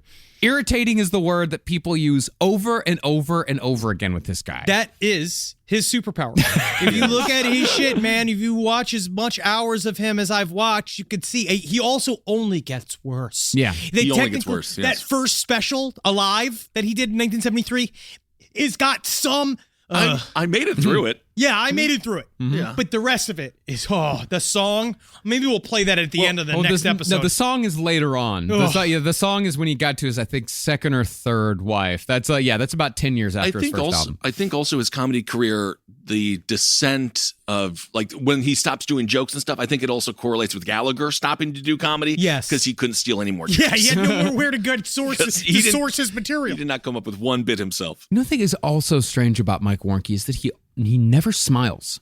Ever. No. That's the weird thing about, even in his stand-up bits, he never ever smiles. Well, he does a funny, he does like a... Yeah, he does a... Yeah, he mugs. Yeah. He does his mug thing. He is so self-superior. Yeah. He just fucking pats himself on the back at every single opportunity. And the older he gets, when you watch stuff from like 3-4 years ago, because he's still getting invited to speak at churches every week. Oh, yeah. He's on all over YouTube. Like, his face just gets like, it hangs down more and more and more. It's like the weight of his lies are actually making him physically heavy. They're dragging him to hell. Yeah. Now, there were some occult shades to Mike's months in college. There had to have been. Yeah. But like his later claims, the stories he told in college were lies as well. 'Cause remember, Mike Warnke's always been a liar. Mm-hmm. And those college lies came with impressive life stories of a different kind. Mike told his fellow students that he came from a white witch background. And he said that he'd been reincarnated dozens of times. He was first born in the Irish Moors in 1550-something. And that was in addition to being a Greek dancer and a professional ambulance driver, all before he was 19 years old. I could see him doing that. Yeah, that kind of was it. Or Zorba? Yeah, Zorba the Greek, yeah. But that's what people would say about him, is that he would tell stories that were so insane that you could not disprove them. We were also just like, shut up, Mike. Yeah. Whatever, Mike. Give me your homework. Yeah. Well, I always think if I was reincarnated, I feel like I was an executioner back in the day. I could see that. Yeah, I can see that too. I believe that I was in the 1300s. Nice. Interesting, because the executioner was actually quite well respected. And, as we talked about, they get tipped out for everyone they kill, and then they go out to the bars, and everyone's like, ooh, don't kill me, and then you laugh. I think it was a big-titted Lakers girl, too. Yeah. You can still kind of see it. Warnke would also scam strangers by panhandling as a priest. Oh, my Then God. he'd use the money to try and buy wine at the liquor store, telling the clerks he needed it for mass. It's not Mad Dog 2020 in the fucking chalice. Yeah, it's fucking, what's it? What was the name of that big jug wine? Franzia. There's Franzia. You're talking Rossi. Carlo Rossi. Ugh. Yeah. And for that, of course, the clerks laughed him out of the fucking store. Like, get out of here, kid. See, from what his friend Greg Gilbert said, there was certainly no heroin and very little drinking in college. In fact, the most exciting thing they did together was play croquet in Gilbert's backyard, because none of them were savvy enough to get a hold of booze. They tried. They talked about it a lot. Called, you take your hand, you grab the bottle, you put it in your jacket, and you walk out. Yeah. It's very easy, especially in the 70s. They got together to play croquet. Yeah. Now, in the Satan Cellar, Warnke painted himself as a kind of guru to his fellow students, the sort of intellectual other students look to for answers. Natural-born leader. Oh, you could tell just by looking at him. But according to Gilbert, no one even thought to look to Warnke for leadership, because most people just found him really fucking obnoxious. Yeah, man, he's Wario. Yeah. No one wanted him around, much less fucking ask him like, Mike Warnke, what do you think? Don't throw Wario under the bus. Wario is actually quite charming. I know, he was honest. He was honest. Now, Warnke did try to join a kind of half-ass coven during his short time at community college. Oh, that must have been adorable. Oh, yeah. He was roundly rejected. God, you can just see him opening the door butt naked. Just be like, here for it. No. This right here, though, is the most honest representation of college-level witchcraft. Yeah. See, a guy named Dennis Strutton said that he and 5 other dudes started an occult group to impress girls. Absolutely. It's still to this day. If you want to talk to a woman easily, astrology is still there. Tarot cards are still there. You can get out there, go to them, meet them halfway. Mark Zuckerberg literally ruined the world trying to impress women. That's what Facebook was. Seriously. Trying to meet a gal, and we all have to suffer because that horny nerd wasn't charming enough to talk to a chick at a bar. Yep. And Warnke wanted into this group. But when Warnke forced himself in this group, they considered themselves more druidic than satanic. It was light. It was just, you were just trying to fuck, man. Just trying to fuck. Sure. That's it. They found him so annoying that they picked him up in his chair during a meeting and carried him out of the room. Now tell me, are you carrying me or is the chair carrying me? Come on, y'all. The closest Warnke ever got to a secret society during college was when he and his friends started a half-ass fraternity called the Royal Order of the Lantern, which soon fell apart because no one gave a shit. Oh, again, man, if he became George R.R. Martin, it'd be different. Yeah, right. Sure. If he used all of these fun things to like add to the world. Yeah. No, he added to the prison population for bullshit. Maybe if one of these people would have been nice to him, we wouldn't be doing this show. No, he did have a lot of people. There were a lot. He did have friends. He's an obnoxious fuck. Yeah, there was the guy from high school, Jeff. Like he would say, like, no, I didn't sign the affidavit, but Mike's all right. Like these, like when there were a few people, friends that were like, he's all right. Like he's kind of an acquired taste. You got to get used to him. He's gonna lie a lot. You just gotta have to go like, yeah, whatever, Mike. All right. But he did have friends. He had a girlfriend. Her name was Lois. All right, so he has no excuses at all. No. Now, it was during this time that Mike also claimed to have been a part of LSD experiments conducted by his college. So he tried to put himself into MK Ultra as well. Yes, but when officials at the school were contacted about this, they also audibly laughed. Because this was a 2-year community college. Yeah, man, the government wasn't wasting their brand new LSD on community college. You know it what, It though? was happening at Harvard. It's what happened to the Unabomber. Yeah. They may have given him a little bit of meth. Yeah. I don't think anybody wanted to waste their LSD on him. It's been like, I want to give this to somebody I like. Yeah, that's a good point. Now, according to the Satan Seller, the Satanists eventually turned on Mike and used one of his satanic sex slaves to deliver a fatal overdose of heroin. She allegedly gave him 4 times his normal dose and snapped the needle off in his arm. But Warnke was such fucking badass that not even that was enough to kill him. Yeah, man, he just shit it out. He just got rid of that heroin. He is so lame. After that, Mike decided to join the Navy to get away from all the Satan stuff. You know, what this does remind me of, though, I was actually talking with Sina Ghaznavi about this yesterday, the search for masculinity. Like his idea of what it is to be a man is obviously all of these lies. Yeah. It is the dumbest. It's like It is a nerd, weak person's view of Exactly. how somebody is masculine and cool. broke the needle off in my arm 4 times. It's like it's not masculine. No, You're but he just did a say- fucking bitch. He did say this was the only time he was thin. Yeah. He said the guy in his bit about when he has a whole album about his time in Vietnam. It's Yeah. been like, that's the only time. They call me a full gospel pastor. Yeah. Nah, he's a fucking dumpling, that's for sure. Yes, indeed.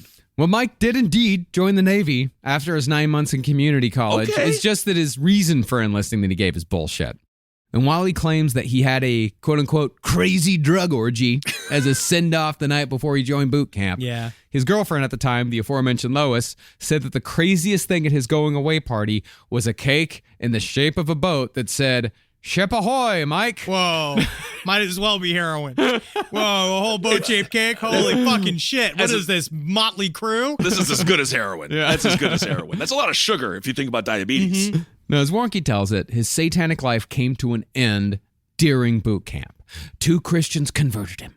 And from that point forward, he was a warrior of light for Jesus Christ.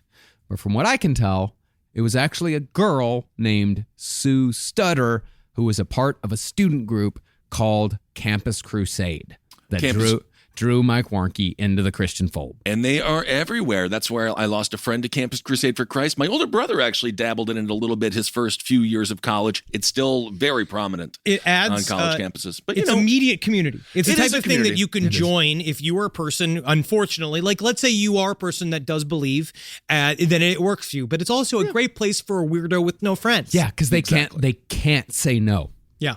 And again, whatever it takes to survive, but just be careful that you don't get too caught up in some of the madness because they are also very isolationist in some ways. And that's why I lost my friend. Yep.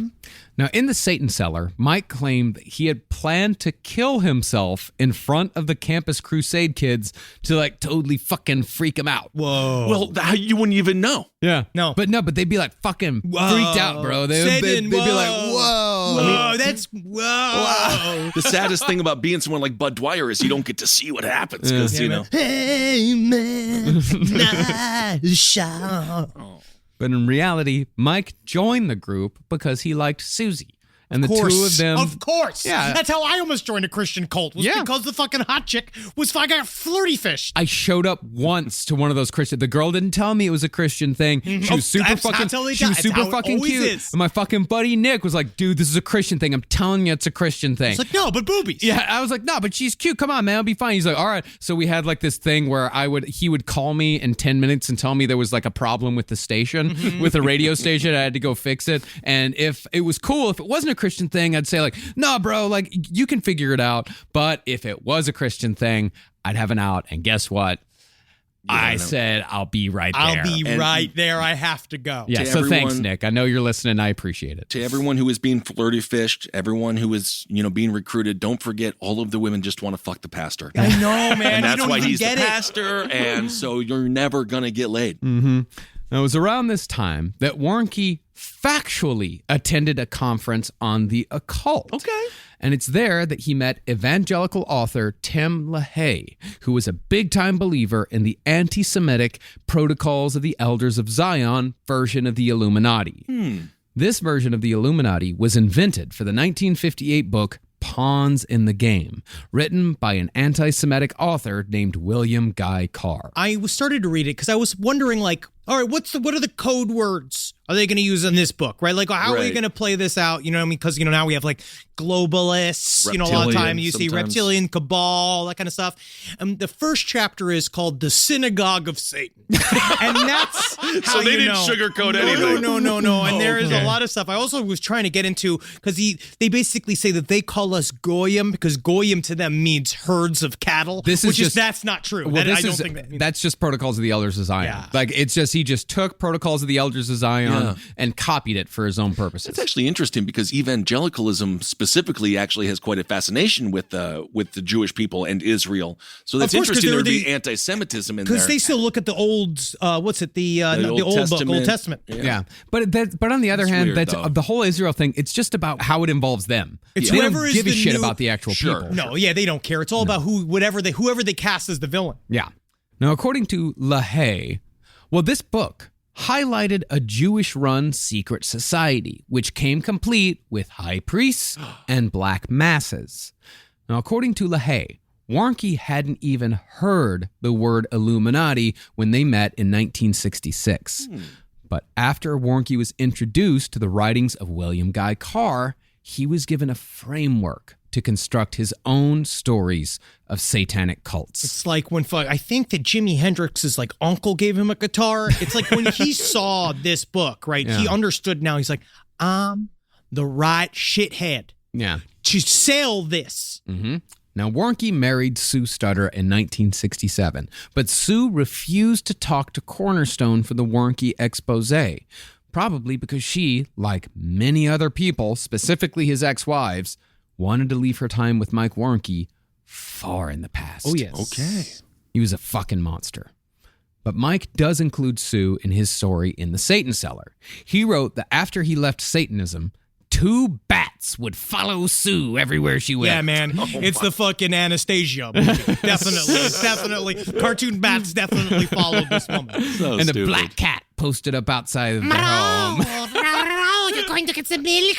Bring some to me. Wow, I'm evil. He shouldn't have made it so cliche if you wanted anyone to believe it. Even just say like an orange Mancoon cat. I would say, well, okay, that's kind of interesting. Well, Ben, the intended audience did believe it. Yeah, he of course. had to make it that simple. He Of course. had to make it familiar. Because they're like, yep, that's what I saw in that movie. Check. Mm-hmm. Check. In addition, Mike also claims that after he left Satanism, Satanists tried assassinating him by shooting him as he walked down the street. But they just gave up after one bullet. So I guess Satanists are fucking lazy or something. They are. Yeah. We are inherently, we don't like work. Yeah, sloth. I don't want to hang out all the time watching for Mike Warnke. Eventually, I will leave. Yeah. It's incredible. If the movie 7 was about you would be all 7 sins right in one. I mean, I'm proud of it. Yeah, good. Oh, yeah. Lust, definitely. Sloth, absolutely. Wrath, most definitely. All of them. Yeah. Envy, of course. That's just when you're My driving. therapist speak. That's just when you're driving. Now, one of the things that makes Mike Warnke a true piece of shit is the fact that he was a repeat domestic abuser. Never convicted, often reported. And in The Satan Cellar, he tried blaming one of these incidents on a demon. Now, my brain kind of whirled, and I felt as if my mind had suddenly detached itself from my head, and it was up in the corner of the room, looking down on my body. Suddenly, no longer being in control of it, my body got up, stumbled halfway across the room to where Sue was sitting. Now, my hands, they reached out, and my fingers grasped the cross she wore around her neck. Oh, my And God. pulled, and the chain snapped. And I let it slip through my fingers as they curled around her throat. So the police didn't investigate that, but they invested all the claims he made about Satanism. Yes, every single every single bit of uninformed and no evidence-based satanic ritual abuse, they were all over. Right. He claimed that he was then pulled down to the floor and put in the position of Jesus on the cross. Get out. I do wish that was real. Come on, think about this. And he felt sharp pains in his hands and feet where the nails had been driven. It's stigmata, damn it. And pain on his head from the crown of thorns. Don't miss my hair. But Sue prayed over his body, and after an hour, the demon left him. Do you think that he actually did that? There is a way in my mind that he did punch her, like he hurt his wife, and then he was just like, oh, better have a Jesus fit. Oh, yeah, it's I'm demon. Oh, I'm demon. Oh, that was a demon. That was a demon. Now, a couple of years after Warnke and Sue got married, Mike was factually transferred to Vietnam during the Vietnam War, 1969. In his book, though, Mike claimed that he backslid into drug abuse and alcoholism, and he just couldn't help juicing his time in Vietnam. Dude, how could you not? Even you know though what I mean? It had nothing to do with the Satanism shit. No, but you have to Right. make yourself an extra badass because now you're in Vietnam. Yep. And everyone knows if you're in Vietnam, fucking Credence is playing, you're burdening up villages with a bunch of children inside of it, and you're shooting up black tar heroin, and you're down to the bamboo shoots. I do think that did happen quite a bit. Yeah, but also I think there was a lot of just sitting around. No, mostly it was just sitting around. But he did actually. He was in serve. country. He was in country. Yeah, Okay, yeah. well, He was a hospital corpsman. then you know what I'm going to say? Thank you for your service, Warnke. Oh God, Sergeant Warnke. Private Warnke. Stop masturbating. Private Warnke. I'm just glad it was a useful war. Yeah. Yeah. Oh, man, poor people. He claimed that he once saw a buddy of his explode when a mortar shell landed on his head, left behind nothing but a pair of shoes. Yeah, that's what happens. Yeah. Mike existed from one battle to the next, subsisting on liquor and drugs. God, I would just love to see him exactly as he is from this live show from Mike Warnke Alive. Just him out there with like the Vietnam helmet on with the big fucking mullet hair sticking out of the bottom of it, just slugging on whiskey, little tiny glasses. Yeah. Just running like such a scared fucking dude. He looks like if Miss Piggy transitioned. He was shot by a child with a bow and arrow while handing out candy bars. He said a friend of his was eaten by a tiger. What? And he even killed a man in a bar fight. He is a fucking murderer. Yeah. This is what he said. Yeah. This is the shit that he said that was cool. Yeah. Mike was so fucking out there that he broke a psychiatrist. Wow. Who cried during their session because Mike was so fucking far out. In one book, Mike wrote that he was wounded twice, but in the next book, he was wounded 5 times. I mean, man, it's a sequel. Yeah. More wounds. Yeah. Yeah. Now, Warnke was indeed awarded the Purple Heart, and he was awarded the Combat Action Ribbon. Yeah, he saw time. Okay. But these stories that Mike told were not his own. Instead, they came from a neighbor who told Mike these stories years later. Who might have also been lying about those Well, stories. he wasn't lying. He said, but they were like his friend's stories. Yeah. You are, if you did serve time in any war, you are allowed to exaggerate. Of course, you I have to. firmly You were believe there. that. You shot Yeah. things. You're allowed to. Well, as far as that combat action went, a fellow vet said that a sniper took some pot shots at him and Mike while they were standing in a field. They fucking wildly fired back and then ran away. That was the extent of it. That was his combat action. And the Purple Heart came from an injury sustained during the accidental firing of a rocket in Warnke's vicinity. Oh my God. that's scary. He almost died like Ernest Saves Vietnam. Warnke's fellow soldiers predictably found him grating. Okay. That was the word that the soldiers used. I imagine in a tense situation like behind enemy lines, his personality is not He wasn't behind enemy lines at all, ever.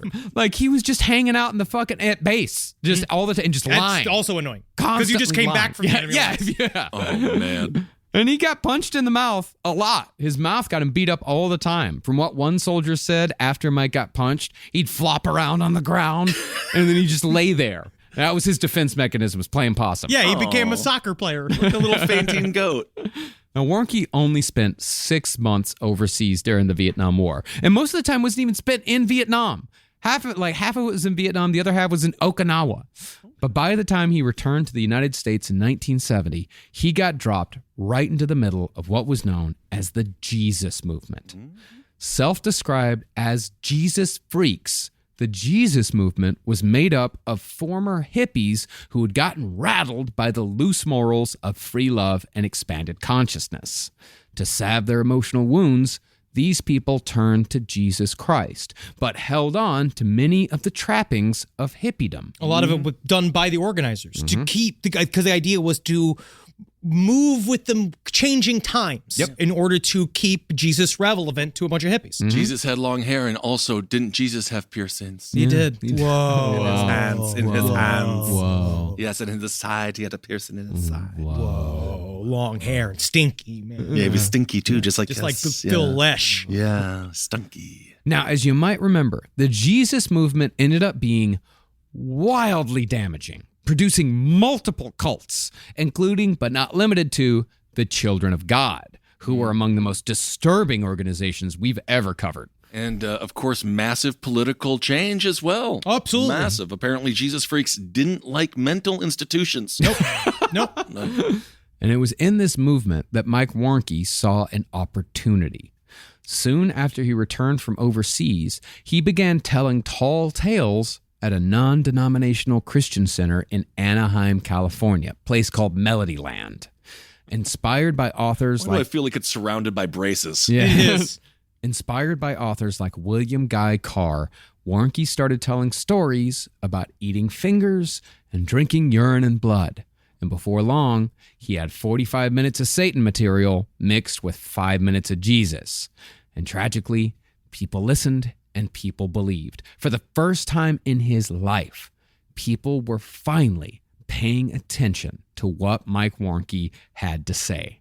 And it's there with Mike's epiphany that we'll pick back up for the conclusion to our story. Yes. It's unbelievable because you know for a fact someone's on the drive over there, maybe in a nice station wagon, and they're like, honey, you're going to love this urine and blood bit he does. You're going to love it. It's insane. Dude, it's what happened. I People know. went like it was a Gallagher show, and this was half the material for each one of these. Yep. It was gosh. back and forth between fucking harrowing satanic details and his bullshit about Teflon. Yeah. But we'll see next episode how his fucking little innocent goofy goofs would go to become a movement that would fuck with America specifically for a decade. Yeah. Oh, more than that? We're we're seeing it now. We're seeing the same more shit. than that. No, you can, I mean, This that's is a quarter of American history almost. I mean, you can trace a direct line from Mike Warnke to January 6th. Yep. It's insane. I mean, and then probably also, a little detour to Oklahoma City bombing. Yeah, a little bit. Waco is Yeah. a little bit in there. Little It's bit. kind of fun how all of those tragedies, they're all kind of combined by, I don't know what it is. I don't know what it is, but they're all combined by something. Well, you mentioned OKC. Thank you so much for having us in OKC, Sacramento, and Salt Lake City. Thank you all so much. We hope you enjoyed this episode. We'll Yeah, you keep on- fucking better have. Well, we'll keep you Yeah, you fucking pieces of shit. entertained the I'm best sorry. we can. I'm so sorry. All right, keep on supporting all the shows here on the Last Podcast Network. Well, we got Sprinkle Jack coffee. Yeah. You know, I can buy some of that because it's going to be Yeah. good. You got that Mothman blend. Super delicious. Absolutely. Keep on supporting all the small businesses. It gives us a great pleasure to help out people just like us who are just trying to make ends meet in this wild, wild world. And speaking of small businesses, don't forget that Soul Plumber #1 Yeah, baby. comes out next Wednesday, October 5th. So go to your local comic book store and buy issue #1. Go check it out. I think y'all will really fucking love it. It's really cool, especially if you've enjoyed today's episode. Soul Plumber's right up your fucking alley. For those of you interested in reading Soul Plumber online, we actually also have a fun announcement where you get a free month of DC Universe if you use the code Soul Plumber. That is SOULPLUMBER. Soul Plumber, one word. Get yourself a free month. Dude, it is so cool. We're getting emails from John McCrae showing the artwork. I don't know how people draw, So but he good. does an amazing job, and it's so freaking funny. You guys are going to love it. All right, everyone. Hail yourselves. Hail Satan. Hail Geen. Magustalations. In me. But I don't want you to hail me. You know what I mean? In a Yeah. way, I don't No. want you to fucking follow me. I get it.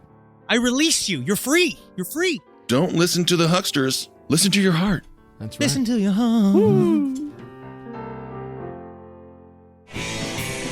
This show is made possible by listeners like you. Thanks to our ad sponsors, you can support our shows by supporting them. For more shows like the one you just listened to, go to lastpodcastnetwork.com.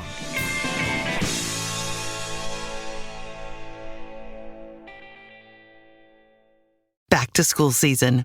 You've got the new backpack, the folders, the 17 highlighter colors, but there's one essential that never makes the shopping list. Their pillow. And we all know better school days start with better sleep, so we've got big news. Coop Sleep Goods is running their back-to-school sale. Save 20% on the entire collection. Spend $150 or more and get a free gift. The sale starts July 28th and ends August 25th. From cooling pillows to mattress toppers that transform thin dorm room mattresses, the only thing left to blame for a bad night's sleep is their insomniac roommate. Coop's pillows are adjustable, built to fit how your kid sleeps, whether that's a twin XL dorm bed or their room at home. Spend $150 or more and get a free Ultra Tech pillow protector. Head to coopsleepgoods.com/comedy. COOPsleepgoods.com/comedy. 20% off plus a free pillow protector with $150 or more. Hey, listeners. Marcus, Ed, and Henry here. It's a little bit of an announcement. You loving all the episodes of Last Podcast on the Left lately? Well, listen, now you can get even more from us. Squeeze it out of us. If you want to hear new episodes ad-free and unlock access to Last Podcast on the Left 7 days early, subscribe to SiriusXM Podcast Plus on Apple Podcasts or visit SiriusXM.com/Podcast Plus to start your free trial today. Do it.